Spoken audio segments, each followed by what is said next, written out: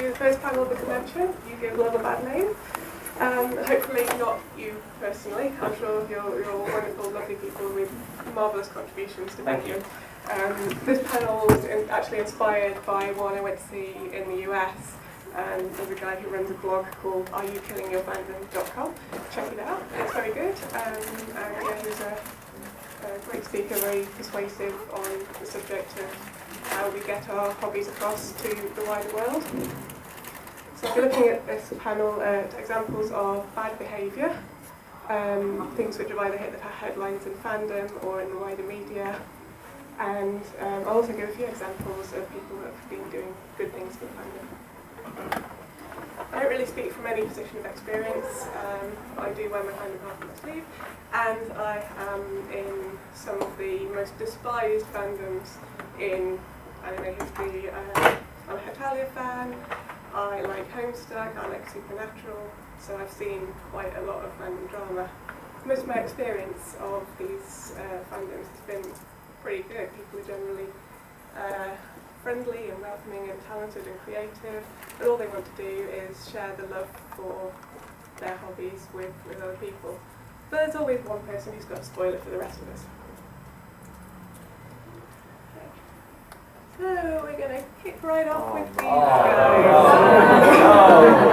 Yes! I thought, get the fun out of the way early. So Gamergate is an online movement ostensibly concerned with ethics in game journalism and with protecting the gamer identity.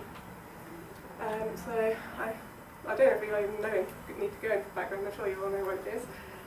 Began in August as an attack on a female game developer called Zoe Quinn.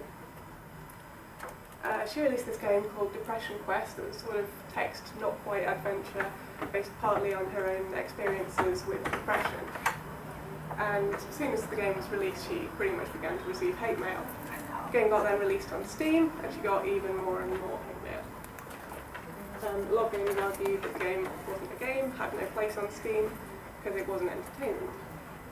But obviously, the lone gunman killing spree simulator hatred does belong on Steam. Other people also claim that the game received an amount of coverage which was disproportionate to its quality. The attacks on Miss Queen escalated when an ex-boyfriend posted a whole series of blogs online exposing her sex life, essentially. And one of the guys that she slept with was a journalist for a magazine that had, at some point in the past, made a mention of her game. So this resulted in a conspiracy theory, with gamers claiming that Quinn had slept with journalists to promote her game. Her address and phone number were publicly exposed, known as doxing, and threats against her became so intense that she left her house and apparently hasn't yet gone back. Most people have been justifying their attacks using the name of ethics, and so the Gamergate movement was born, which claimed to focus on corruption in game journalism. And many Gamergate participants truly believe that they are fighting an important fight against corruption, and sure, why not? But to an outside observer, the harassment of women, a lot of whom aren't even the journalists in question, by a bunch of mostly young, white, male, angry gamers claiming to be an oppressed majority, whatever even that means, is the part that sticks. And that's what this panel's about, the bad apples, people who ruin it for everyone else. And the games industry will suffer for it. I don't think you can read that huge series of tweets there, but this is a video game archivist who, after explaining about Gamergate to her superiors when they realised it had hit the press, she had all her funding cut for her projects, and that means that she's not going to be able to study video game archiving, she's not going to be able to teach it to anyone else, and the department has essentially cut down all activities related to that. So the games industry is going to suffer because we're going to lose all our content, cartridges and CDs are going to break, emulators aren't going to work anymore, and that's it. And Gamergate don't care. I don't know if you can see the last ones at the end there. Summarising my timeline, Gamergate has destroyed academia's positive perception of video games and their culture, And the replies are, thank God, sounds like we're doing something right, and good, fuck academia.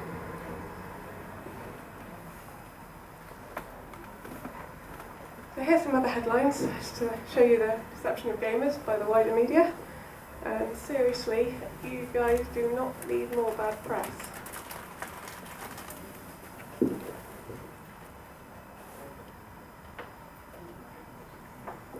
So yeah, this is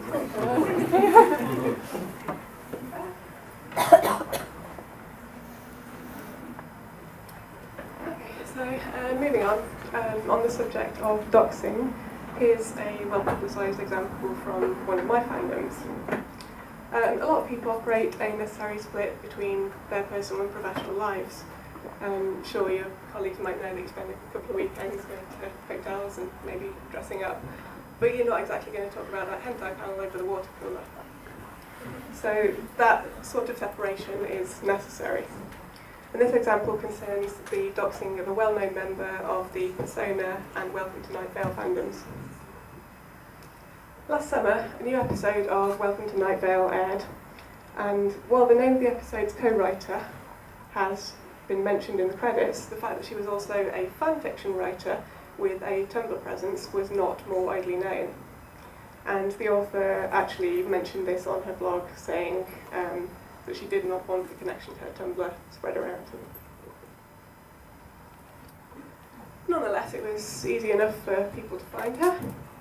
Shortly after the release of the episode, there was a Tumblr user called Teeth for Lunch who made a post which contained screen caps of her fanfiction account on Archive of Her Own.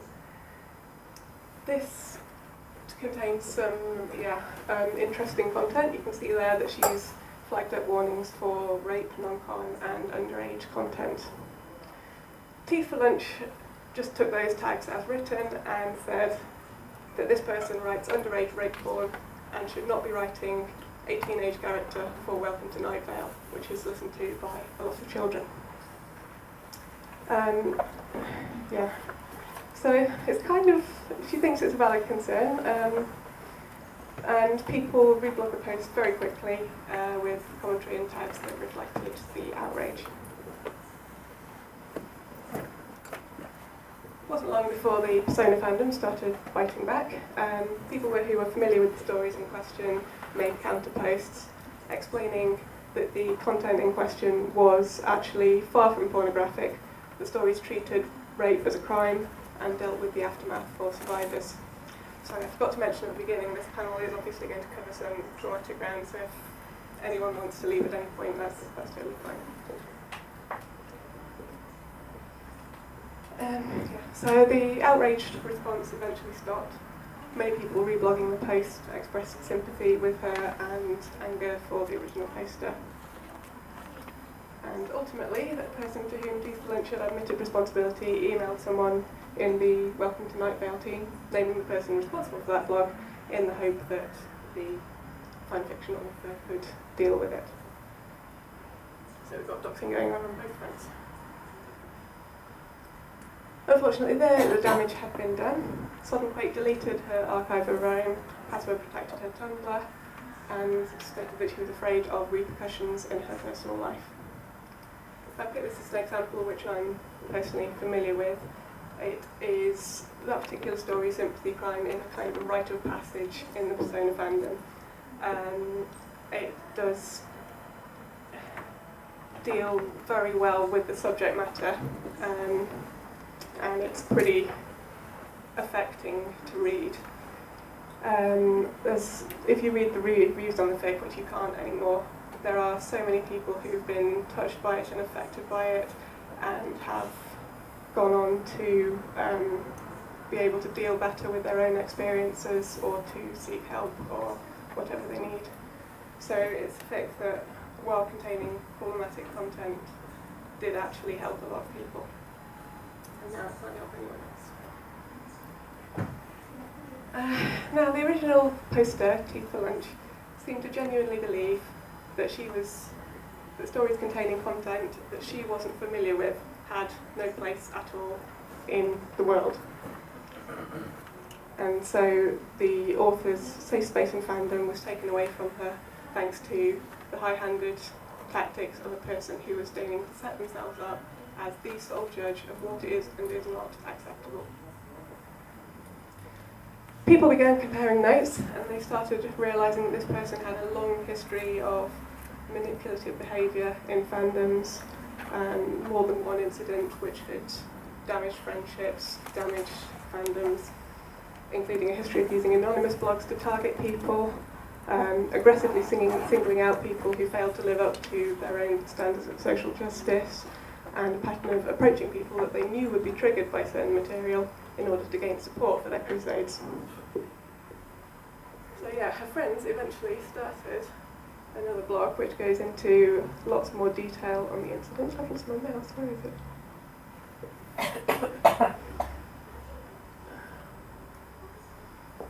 So they've set that up to record the situation and basically kept it up as a warning that if she ever starts any of this again, then they will expose her identity on this blog.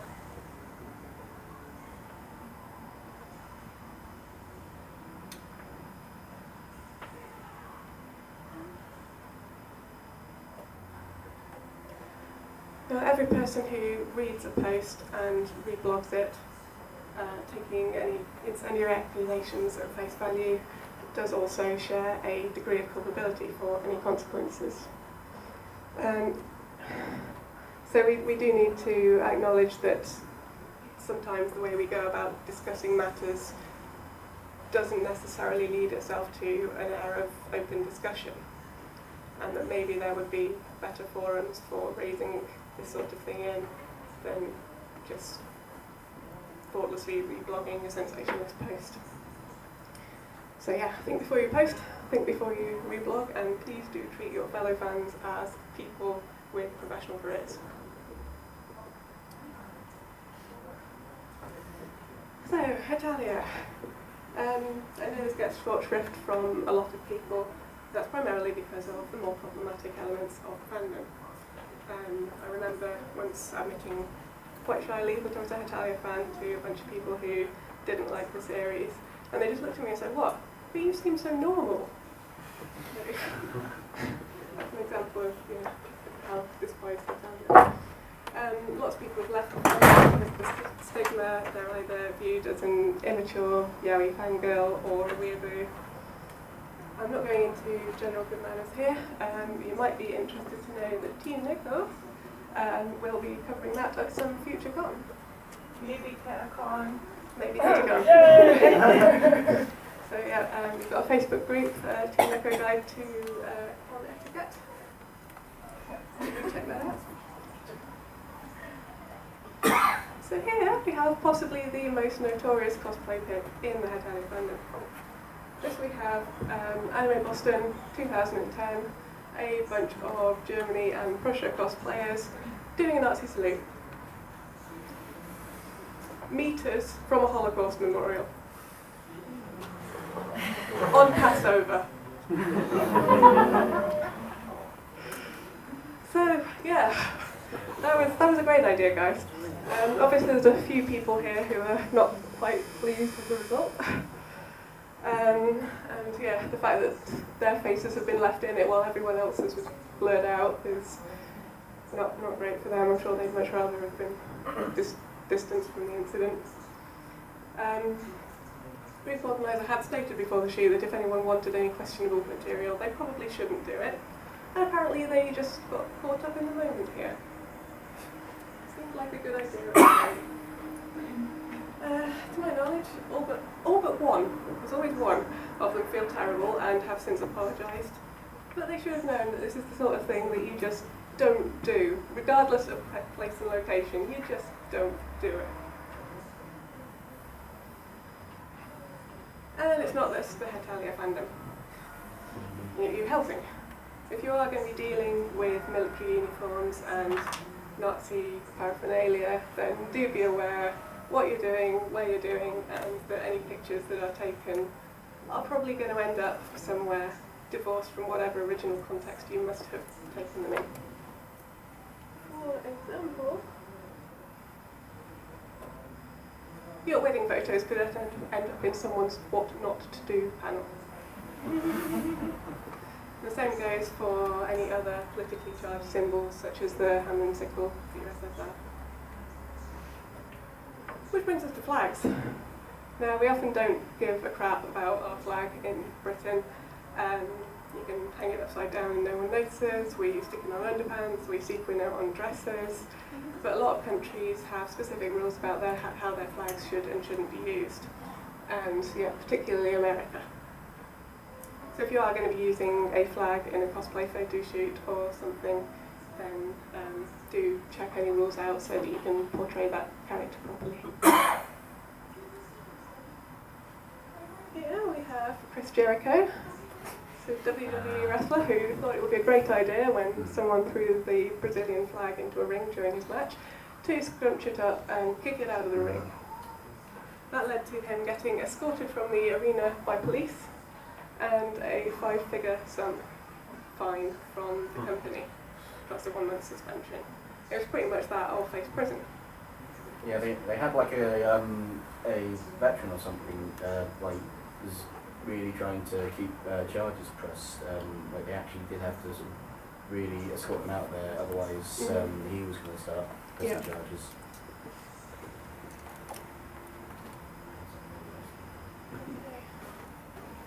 So we've had mocking tragic events. What about more sympathetic portrayals?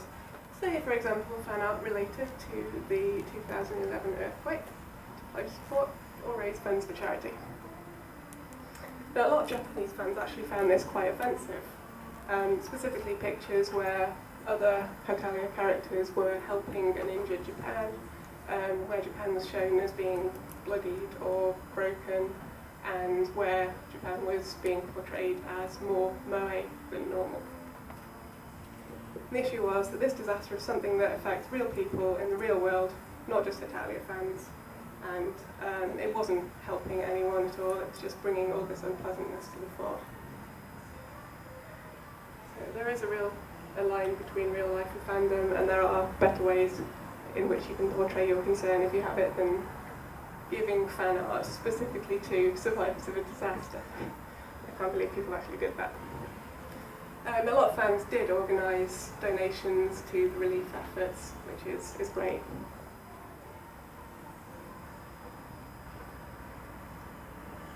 So,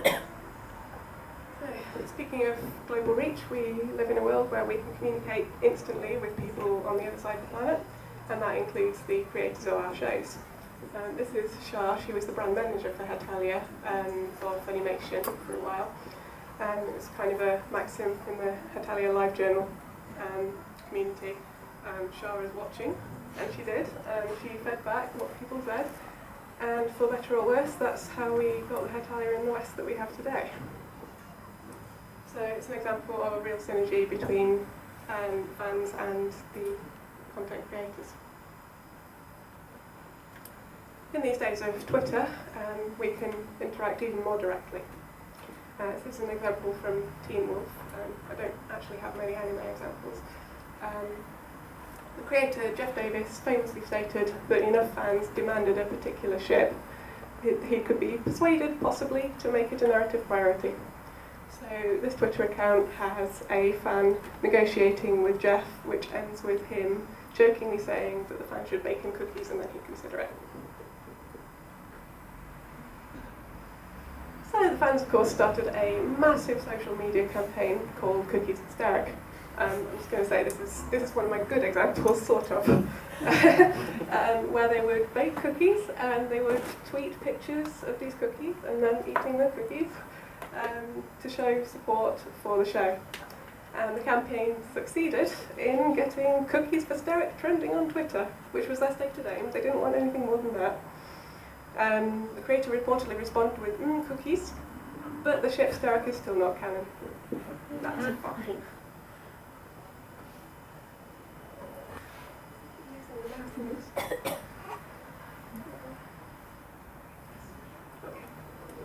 So not related to the cookies campaign, but some fans did react badly to the introduction of a female love interest for one of those characters.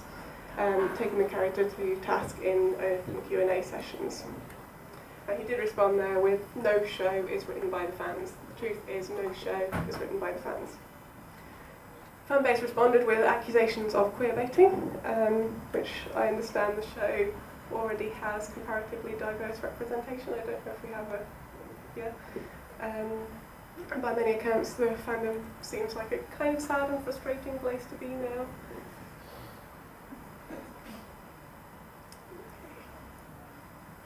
That's all just peanuts to Supernatural. So similarly to Cookies to Steric, Supernatural fans came up with Feathers for Castiel. The campaign was supposed to raise awareness of the importance of the role of support characters in the narrative and get the show to recognise them, to give them more screen time, and to bring back certain characters, including the poster boy Castiel, who's been in it far too much, by my opinion.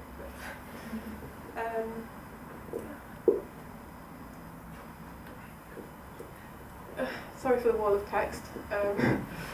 I'll stick the slides up online so you can read it if you really want to. While Cookies for Steric aimed merely to show support and love for the show, Feathers for Castiel demanded changes, demanded recognition, demanded essentially a role of being a producer on the show. Cookies for Steric was initiated in part by the show's creators. They were going through an awards season at the moment, and anything that raised the show's profile was great. Feathers for Castiel was just one fan's view that snowballed, and wasn't taken any notice of. Cookies for Steric was just tweets and pictures, fans interacting with each other. Feathers for Castiel asked fans to inundate the studio with actual physical feathers. Supernatural producers do listen to fans. That's not necessarily a good thing. We've got them there explaining why they don't keep any women on the show. The fans don't want to. Why spend so little time in purgatory? Because the fans don't like it when the brothers aren't together. So they have this horrible codependent relationship. It's awful. But there are better ways to connect with the fandom other than becoming a potential terror suspect. Stop sending suspicious packages. We also had reports of people taking feathers off live births. We had people on the show being affected by allergies from the feathers that were coming in. And we had fandom backlash leading to wearing the tags. Now, physical thing protests might have helped some shows that were in danger of being cancelled, but there has to be a better way in the world of social media. Twitter and hashtags, they're great, they draw attention to the shows. If you get it trending, then producers notice it, awards seasons notice it, and that's great. And there's nothing wrong at all with sending just a plain email saying what it is you like about the show. Cancelled or near-cancelled shows, you could evidence that there would be enough fans prepared to support a Kickstarter to get it back on the air. And that got Veronica Mars a fan-funded movie last year. Another thing, don't ask ridiculously fanish questions of the creators. Those involved in the show are sick of it. This sequence shows Supernatural actor Jensen Ackles dealing not particularly well with another question about the subtext of two of the characters' relationships. He previously asked the show's organisers not to permit questions like this. So this blew up later into accusations of homophobia and bisexual erasure, which from the way he's worded it, you can see where people are coming from. But yeah, don't ask shitty questions of the show's creators. And don't attack voice actors with requests for oft-repeated lines. Or with knives. So, this was an advanced screening of the anime adaptation of Hyperdimension Neptunia, which included a talk show with one voice actresses. Police received an emergency call from event staff saying that there was a man acting violently on stage, carrying a knife that was 10 to 20 centimetres in length. Thankfully, the voice actress escaped serious injury.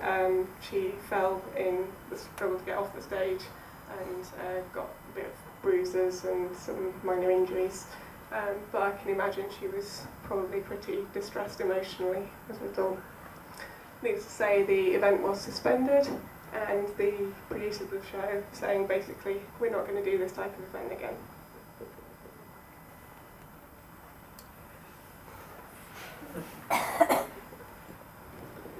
And just to add, the feedback process goes both ways. If you are lucky enough to have the talent to put your own creations out there, be professional with your fans and with your critics.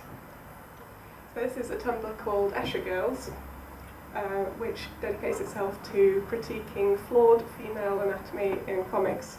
And they often do a lot of redraws of the characters to make them look human. One of the more popular subjects is the work of an artist called Randy Queen and his creation Dark Child. Mr. Queen wasn't too happy about being featured on the blog and filed a whole bunch of DMCA takedowns to get his art removed from their Tumblr and threatened legal action for defamation. The internet exploded. Even fellow Anatomy Challenge Rob Liefeld was on there, so not a response I would recommend.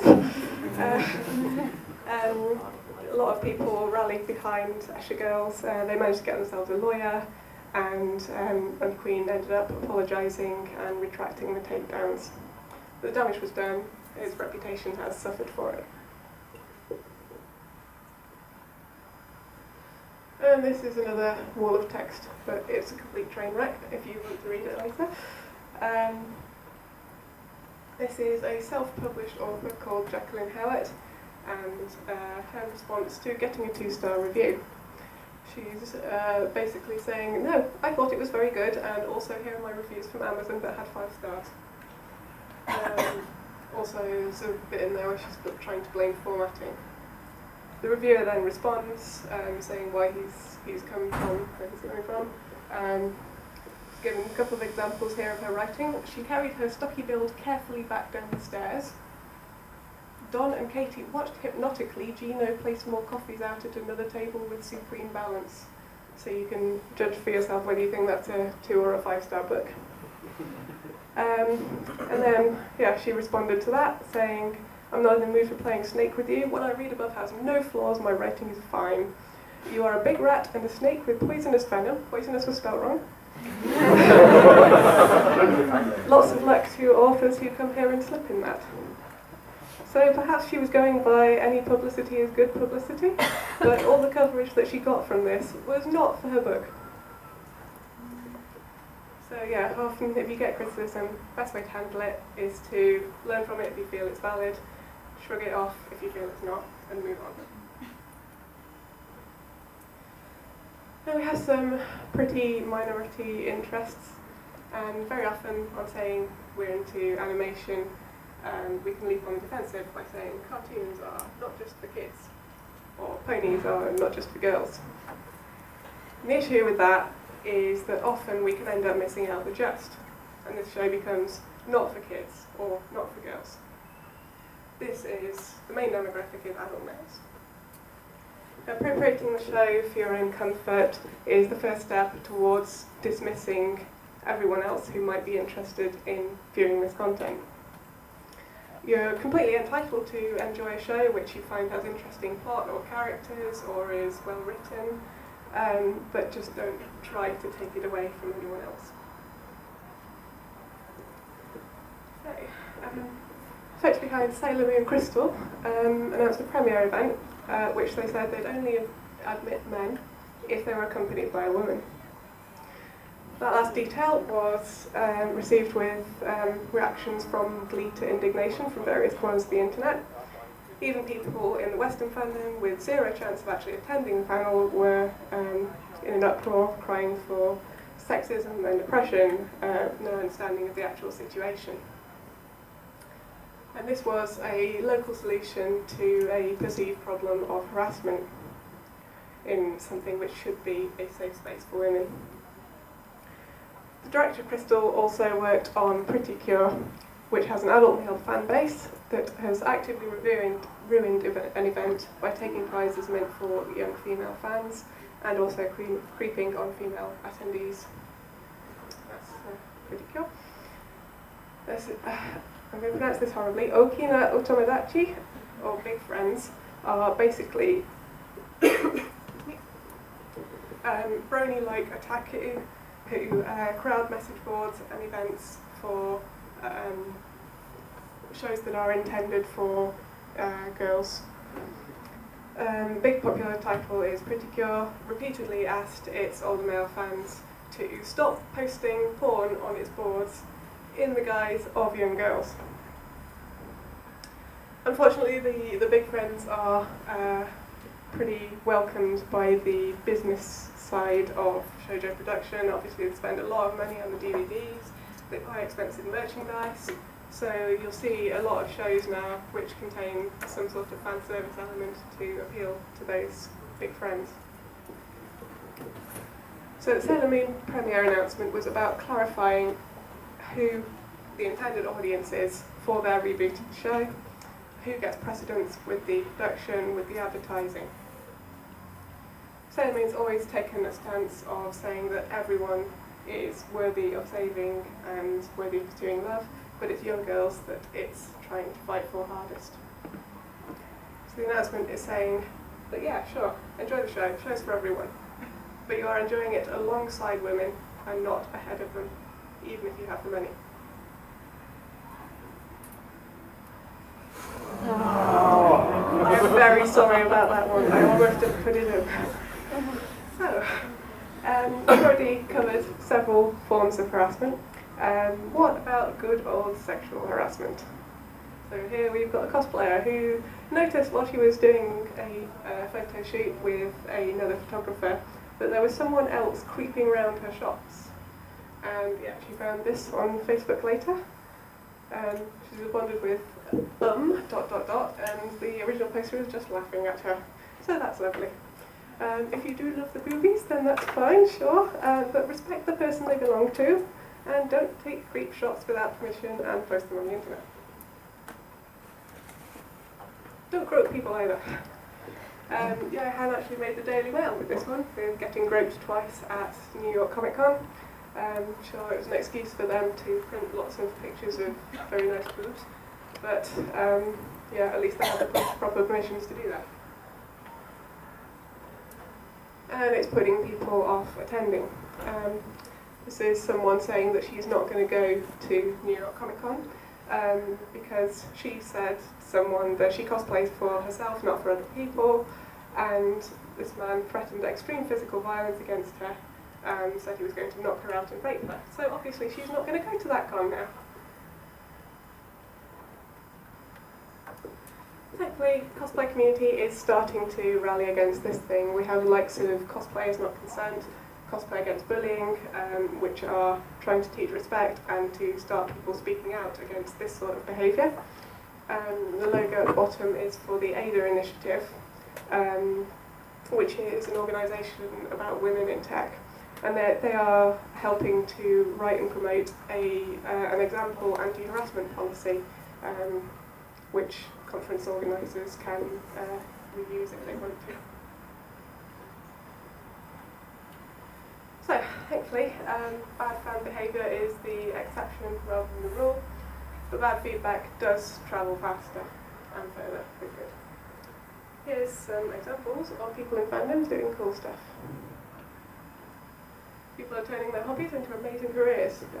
This guy, Jan Mardenborough, who's 23, he's from Cardiff, and he won the GT Academy in 2011, which is a scheme run by Nissan and Sony, which aims to turn armchair gamers into professional racing drivers. And in 2014, he actually set a speed record at the Goodwood Festival of Speed, with the optional time attack package, which sounds very gamery. So yeah, he's doing great. He's doing Le Mans and things like that, so he's turned his hobby into a real career. This chap turned his love of Nintendo into a coffee table company, and if you're interested, yes, those controllers can be used to play video games. Zoe Quinn, of Gamergate fame, started Crash Override. That's a support network and assistance group for victims of online harassment, composed entirely of experienced survivors. The group aims to help victims lock down their information after they've been doxxed, prevent swatting attempts, and also to help people feel like they're back in control of their own life. It's not quite cosplay, but here's a lady who wore a fancy dress for the 40 Days of Blood to raise money for the charity that saved her life that went to their ambulance.